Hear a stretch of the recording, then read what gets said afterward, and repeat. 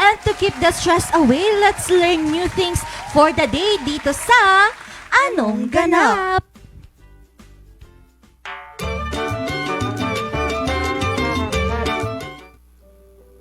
Ang bawat isa sa atin may kanya-kanyang paraan ng pagkatuto. May mabilis, may mabagal, at may mga pagkakataong kailangan ng mas maraming oras.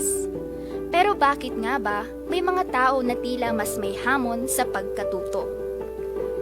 Ang ilan sa atin ay may kondisyon na tinatawag na intellectual disability o ID.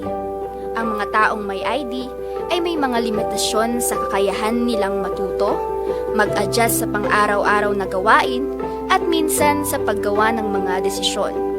Ngunit hindi ito nangangahulugang wala silang kakayahan.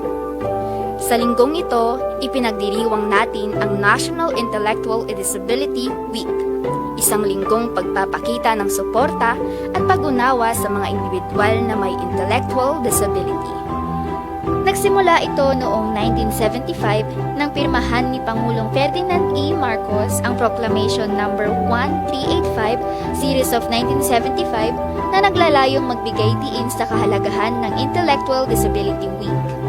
Ito rin ay nagbibigay pansin sa pangangailangan ng mga taong may intellectual disability para sa pantay-pantay na oportunidad, edukasyon at trabaho.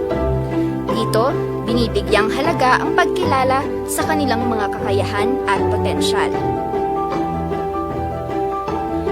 Ang intellectual disability ay isang kondisyon kung saan may limitasyon sa cognitive abilities at sa kakayahan ng isang tao na magsagawa ng mga pang-araw-araw na gawain tulad ng pag-aalaga sa sarili, pagpapasya at pakikisalamuha.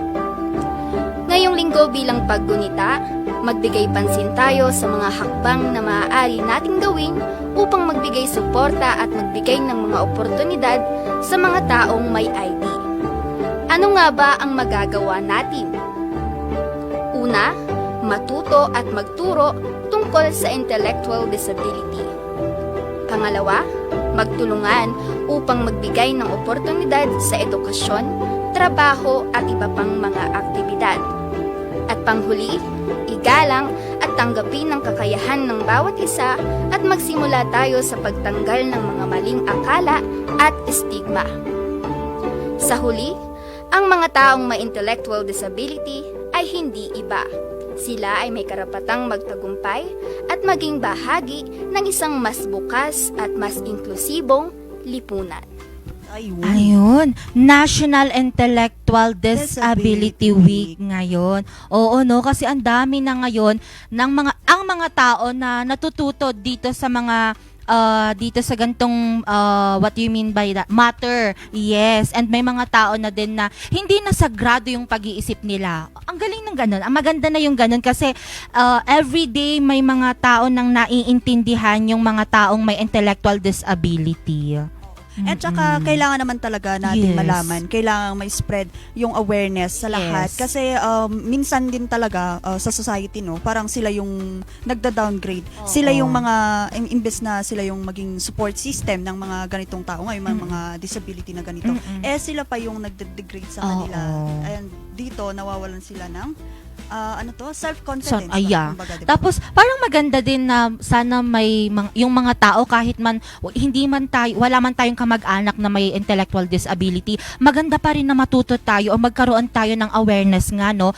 Kasi hindi naman lahat hindi mo maiiwasan na may ma-encounter ka man someday, at least alam mo na kung paano i-manage and i-control kasi kailangan lang naman nila ng proper communication ikaw pa rin ang iintindi at magtuturo sa kanila. Oo. Tama, Miss Diba? Angel. Kasi Miss Vanessa, I remember, meron din po akong pinsan na may intellectual disability. So, kami yung parang support system niya. And every time na, yun nga, nagtitriggered siya, hindi siya, parang minsan man hindi siya nakakaunawa, ganun. Kami na lang din yung umuunawa. And iniisip namin na, parang kapag siguro nandun din kami sa lagay niya, mahihirapan din kami. So, ganun dapat yung ginagawa, yung system, yung cycle ng nyo, para maganda pa rin yung communication nyo between ikaw at saka yung may mga intellectual disability. disability. Ayan, tama. Kasi nga sabi nila, pagka ikaw yung nakakaintindi, ikaw na lang ang umintindi. Oo. Kesa naman, anong tawag dito? Yung ipilit mo sa kanila Oo. kung ano yung hindi talaga nila maintindihan. Oo, Doon din. talaga magkakaroon ng conflict, no? Kaya nga ngayon kailangan lang natin ng awareness at matuto tayo para naman peace ang world. Peace ang world. Oo, maging at para- peace. Oo. Para